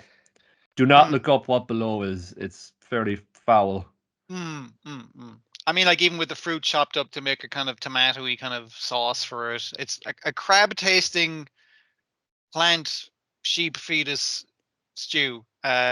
Looks lovely. And it's again another thing where like, oh, just like sharing a meal together, like, like getting off of fucking you kind of is also like, dealing with like, a person who's their palate is very meat and potatoes, or and he's just very Yeah, but rice and very. fish. He's But just then like, meat and potatoes, rice and fish, very fucking basic ass shit. They're never going to step out of that kind of zone at all. yeah, yeah. Unless like, given to it in the proper way. As it's like, oh shit, the chops are pretty good. And also We it tastes like see crap, and I'm Izumi. all about Yeah, that. yeah, No, no, yeah. no, no, no, no. Because I didn't. Izumi's trying this new food she didn't want to try. It's like, but it tastes like fish, and I'm a cat. Oh shit! I wouldn't have tried this of my own Well, fucking accord. so This is great. I was going to say that's the other issue is they're a cat and they've got a cat's tongue. Yeah, Hmm. yeah. I even like the way like she's cleaning the bones. Again, really good humanized cat fucking motions. Yeah, yeah. Yes, which is why she makes the point. Even after all this, I'm not going to eat anything that tastes bad. I mean, essentially, he's just like, yeah, not a Has fucking Senshi problem. ever let you down before? No. He's your man. He'll do it. Then we've got Windbreaker, episode 7, Fight to Win, in which everything picks back up again to its normal level of animation, and perhaps a little bit further than beyond it. Yep. Joe Tagami is a very, very sad man. He is. The prelude to sadness was correct. Because he accidentally turned his new friend into a monster. Yeah, they had all the best of intentions of self-improvement and working together as a group to do that. But like the method you were going about it could easily be corrupted, and that's what fucking happened. It Yeah. got too much into a steel, sharp and steel kind of thing. In this case, well, in this gang, we only want steel. If you're not that, we're going to beat the shit out of you and throw you out. We're going to grind you up and spit you out. In this gang, we're all about being the strongest and making your way to be the strongest. So if you lose once, you're obviously fucking weak. Get the fuck out of the gang. That's It's bad. just like Tomiyama is a simple lad, He's just like, oh, it's just like, really kind of like the fighting somebody and the thrill of that. You really get to know him like that. I want to get to know all these strong people like that. And it's kind of saying that like both in this flashback, you see Tomiyama one door. He's got that light in his eyes. He has hope for the world.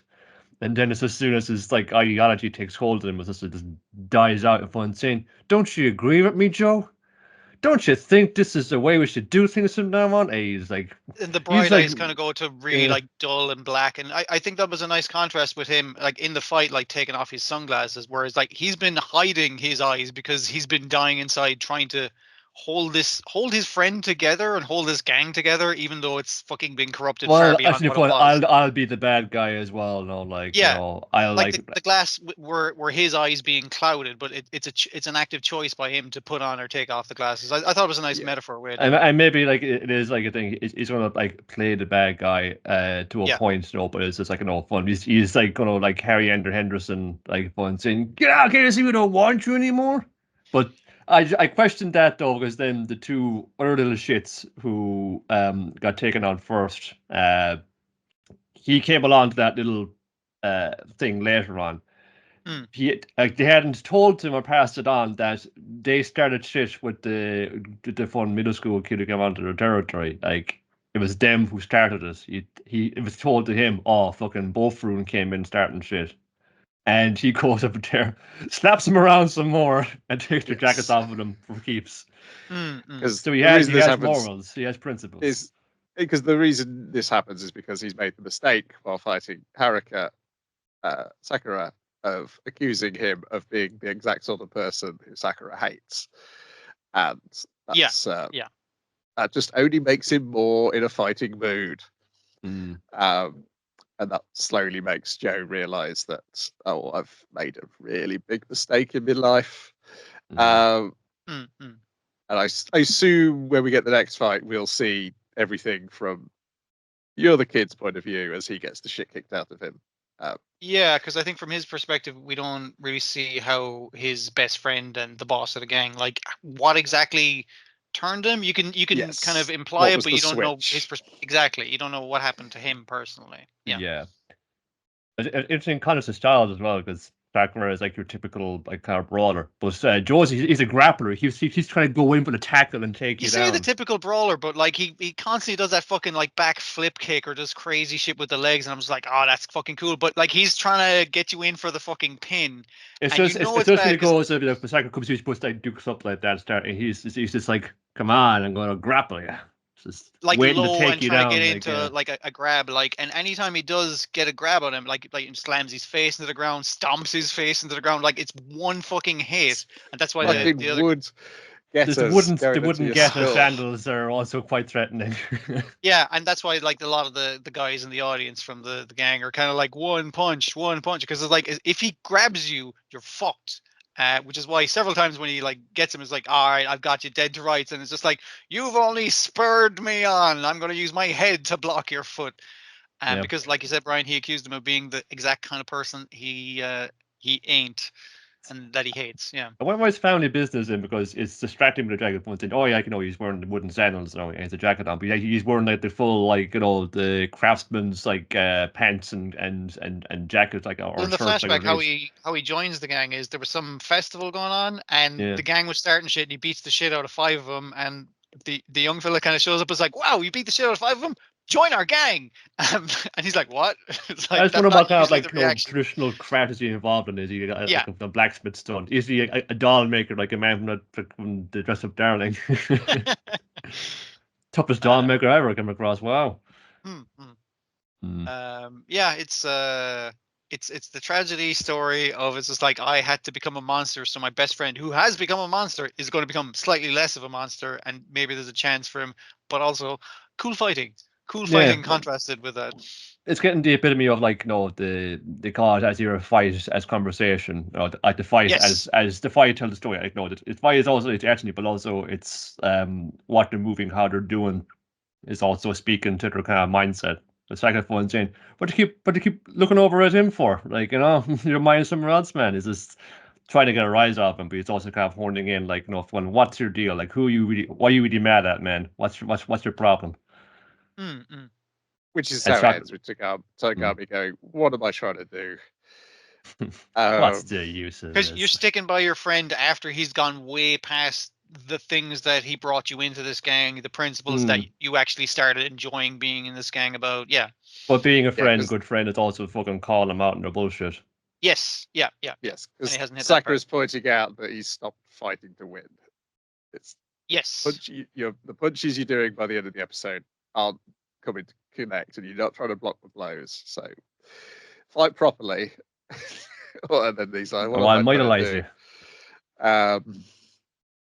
And then, yes, his little buddy is just staring at him with dead eyes from the audience. So I don't know if we've got one. I guess we might have another episode of this if he gets his guts back to fight and gives Sakura an honest fight, and then we'll have 2 or 3 episodes of the bosses fighting. I did see in some of the comments on it, like, the people were just like, why are people complaining about the backstory elements? And I was like, yeah, this enhances the really good fighting animation. If it was just really good fighting animation, it wouldn't have context. It's just like, just madness. It's weird. Yeah, I think people want everything to be about a main character and not any of the other people. Whereas I feel like Sakura is perhaps the simplest person for us to understand. Yeah, I mean, like, basically him getting up on the stage to fight, and everyone just giving him the "you can do it," and our mute dog boy kind of going like, you know, like like everyone's like, yeah, they're all just like, yeah, we're your buddies now, and that's been established, and we don't need to point this out. Like, he's a fairly simple character, as a lot of shonen characters are, and that's fine. That's all he needs to be. Yeah, and I don't know how devilishly wicked future gangs will be who they fight, or whether they'll all be simple. They'll also all be broken people who will need to be fixed by being punched repeatedly. By having a conversation, Brian. For legal reasons, to the cops, we're calling this a conversation. Yeah. Like, I can see Shishi Torin here being like, oh, here's a gang that got problems, you know, but we're gonna fight them, we're gonna talk to them with our fists, and we're gonna help straighten this whole thing out. And they'd be like, you know, or kind of sometimes allies, sometimes rivals, but usually against a bigger threat from a real gang. Are out to kill people. Actually, in the flashback as well, you do get the thing of them walking through their shopping district in their jackets, and everything seems to be fine. There's not all closed and everything like that. It's just like, so this has ruined their whole neighborhood essentially. Yeah, and compared to like the guys who they got into it in the first episode, these kids aren't bringing knives to a fight.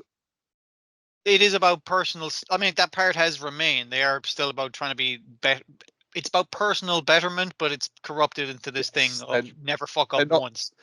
They're not. We were not seeing them going around terrorizing local shopkeepers.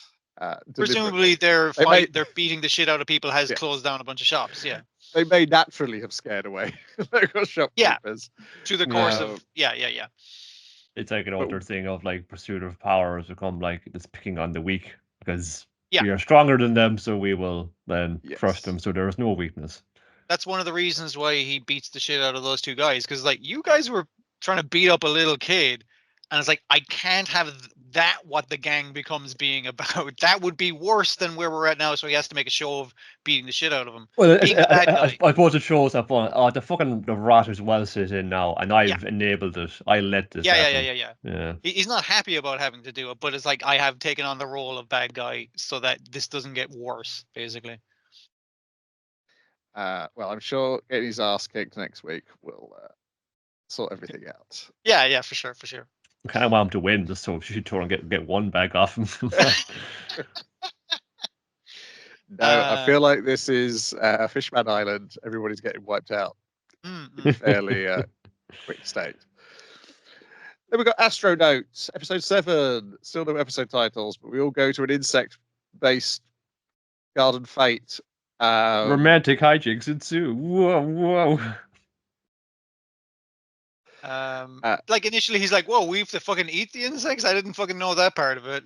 And she's remembered this key piece of information of him looking at edible scorpions from years back and going like, wow, I wonder what scorpions taste like. She's like, perfect, this will be the perfect date. I'll fulfill his wishes of getting him to eat this fried scorpion, which apparently tastes all right. Surely you don't eat the oh no, you can't eat the stinger and the venom sacs because that's like through the blood rather than through the stomach, so it doesn't poison you or something. Could probably do without it, if it could still give you food poisoning. Don't get me wrong, like not cooked right. But yeah, my insect eating is strictly contained to Colin Caterpillar. Oh yeah, full of insects. That. Yeah, it's the thing of her walking like, and the other thing that makes me think this place is fairly safe is this is like an annual thing. This isn't like a pop-up or anything. They do this every fucking year for years and years. They've been doing this. It's like, oh, so they got a rich tradition of eating bugs in this weird place. Yeah. But the problem for this being a date is, of course, that all the other characters are also here. Yep. Our spacemen and women have shown up because they've gotten the key information that it's like. And at the prize ceremony for eating the most wasp larva, I think, who can eat the most wasp larva? It's just like they'll get this key prize, the prize of a key, the prize. And I'm doing it this year because the landlord used to do it every year. And it's like, so they give away the key every year. Perfect. We'll just win the wasp eating contest, and then we'll be back to planet fucking Widow and bish bash bosh, everything fucking done. Great. Yes. So essentially, this was supposed to be Mira and Shion going to the park, and Takumi and Aoi going to the park, turns into Mira and Takumi just going on another date. But initially, they're kind of looking like, oh man, I guess he's into other women, and her like him going is like, oh man, I guess he can't marry with her, and it's like they got a thing. It's like both of them are thinking it's like, oh man, I want to be going on a date with her, and then they basically are, like you said. Yeah, pretty funny. But I mean, the other two can see that. It's like, wait a minute, they're sort of like pairing off from us, and we're sort of like left in the fucking lurch here. Yeah, well, like showing he's just banging up on saying, I don't want to do any fucking like larvae eating contest. They look like our fucking friends from back home. It's like, this is fucked up, dude. It's so fun. I don't want to do it. He keeps making references to like, those wasp larvae look like our allies, the Wasponians or whatever. Yeah, but he also mentions when your one puts on the little the antenna, souvenir antenna, that she looks like an Andorian. And I was like, wait, is this set in like fucking Star Trek? That would be fucking class. Probably not. The style didn't seem. It's all sci-fi all at once. Yeah. Or maybe he's just a Star Trek fan as well. I don't fucking know. Yeah. I feel the worst for Aoi in this. Is just like, well, she was being kind of creepy and stalking him when he got to the house, and here's all the previous episodes where she was in the background and you didn't see, except for those ones I did see. But somebody actually didn't notice. Like, oh, okay, you got me there. Yeah. It was a really funny way to reinterpret that. And it's her being a creep because she's a weirdo, not because she's actually a creep. Basically, yeah. She's just a bit shy. She's not intending to be weird, but she just happens to be weird. Well, she's had a rough life. She's homeless for a little while, like living in fucking sewer pipes and shit. She had a hard go of it. Yeah, and our previous landlord, who's not an alien, just happens to have pointy ears. Just a sheer fucking coincidence that the widows also have pointy ears sometimes. Don't worry about it. He took her in, that kind of thing. He got her a job doing waitressing, and she was shite at it, but she got much better at it, and she met. She got better at the hotel job with Takumi that he doesn't remember because I just want to impress him, and it's just I'm going to not spilling, I'm going to be completely just like on point with it every time. But then the hotel closed down. It was the fact that everyone was kind of unfriendly to her and mean to her because she was bad at being a waitress, whereas he was being nice. And that encouraged her, and she's like, "Man, I hope we should have lunch together." But he only knew her as, what was the weird nickname he had for They both listen to the same radio show. Yeah. It's like, if you get like your question read out, you get a little sticker, and it's just like, she's kept that sticker all totally these casual. It's like, hey, ta-da, they got my question read out and the thing, but you never got. Miss Rice Ball was her rating. Oh yeah, she was just eating rice. Yeah. So like he doesn't remember because like you said, Niall, the restaurant just got shut down. Everyone came to work one day and the fucking place was closed because I guess economic bubbles burst. Is the idea. But yeah, so she never saw him again until recently. It's like, oh fuck, it's that guy who was really nice to me that one time. One of the two people in my backstory that seems to have been nice to me. Yeah. So she's trying to win him over, and it's pretty tough, like, because it goes home at the end, and like everyone had a nice time at the film festival, and the voice in my head / on the other side of the wall is trying to soothe me and trying to, like, hey, there, it'll be all right, like how to turn out. It's like, oh, everyone had a good time, everyone was going home and sleeping soundly in their beds, and not we still lonely. Yeah. And the final shot is there's still a hubby in the house. I like the bug eating contest, the whole, like, the fact that they have to form a team, and even the old lady's kind of like, oh, like a lovers team. It's like, you're just forming a team with another old lady. I don't know what the hell you're talking about, like, and she's the main competition, obviously, because she can really put away those wasp larvae. And to give her the ability to day one, because they'll occupy her for a little while and keep her off her hair, honestly. I don't want to be listening to her bullshit every day. The aliens reacting to it's like, and give us the key, and it's like, you mean the cardboard key that I made as like a visual representation of a prize? It's actually the scooter. Yeah, Shokuchi getting well into, she's got his little bee costume. Yes, it's just perfectly. Yeah, and we get Teriko doing a concert, a real idol show, I guess. Yeah. Because that's kind of when they first start getting back together again. Is because they leap in as her fans from home, and they know all the chants. They could sing along, and they join in with the lads already there. Like, she knows it too. And on the walk home, hey, I fucking set you up there, man. Champers, all right. Yeah. More cute. I'm gone. Her and the dad are like, they like to encourage the pair of them because it's funny. They're not doing it for the other people's benefit. It's just like, this is drama that they can get involved in at home. That's funny to them and entertaining. Yeah. I haven't got a job. I got nothing better to do. So. Yeah. Yes, it's just sad for the one person, but I feel like it was going to be sad for her regardless before the dog got involved. Next week, I believe, is Ren trying to prove that dog isn't a dog. It should be easy. Like, he slips up constantly. So, yeah, that shouldn't take long. Yes. It's just the meaning, Yes, I believe that we've already noted that there was a line earlier where it seemed to indicate that Ren had figured out that I wish I could pretend to be a dog was what they were saying to the dog. Yeah. It's easy for you, pretend dog. Yeah, all good stuff again for the week. Was there anything else we need to talk about? Did you watch Time Patrol Bond? I forgot to catch up on it and everything. I didn't watch any more. Forgot all about it. Okay, fair enough. I just kind of crammed in things before we went to air this evening. Yeah, I'd most things watched, and Brian, you saying it's like, oh, we're not doing Go Loser Ranger. It was like, oh, thank goodness I haven't watched it. I was watching old Go 13, to be perfectly honest. And I spent Sunday watching wrestling from midday to gone 9 o'clock in the evening. Time well spent. Good stuff. It was. I had a good time. It was the Rev Pro CMLL Fantastica Mania show, which I love do recommend Manias. going to next year. It was a lot of fun. You get to see Mexican wrestlers that you don't get to see very often because you're in England. You were saying, some of them. What a country. Did you get to throw money at them, or were you close enough? No, nobody did any of that. So. Oh, that's a pity. Yeah.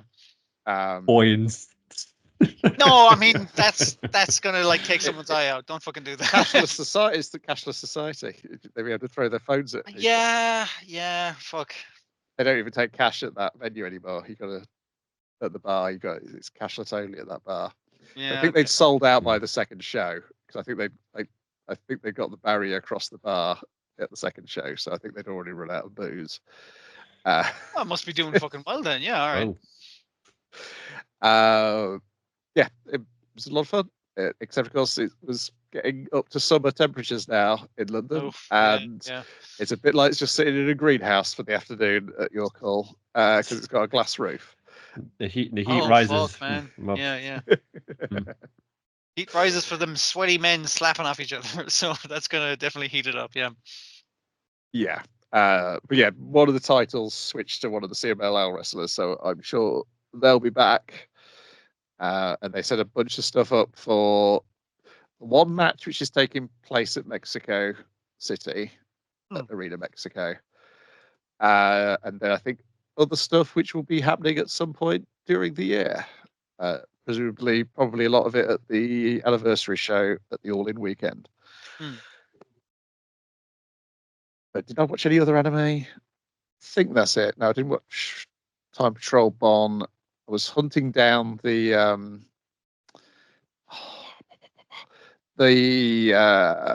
want to call it Panama inverted. That's not what it's called, is it? Palindrome. Fatima inverted.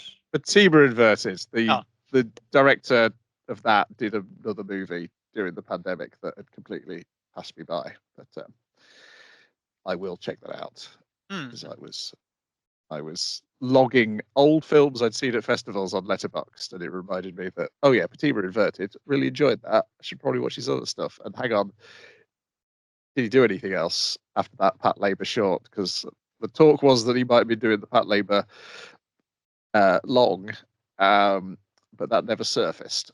So did something else instead. Well, we're on the street as maybe Studio Cara can finally do something else, and I think they were attached to that Pat Labor easy at some stage. Yeah. So maybe they can, now that Evangelion is done and Hideaki can't just money to do with it anymore. If anybody else does it, it won't be fucking me. So I'm on. Right, yeah. All right, yeah, that's it for this week. Back next week with some more. Bye for now. On the weed. Hit the right stop.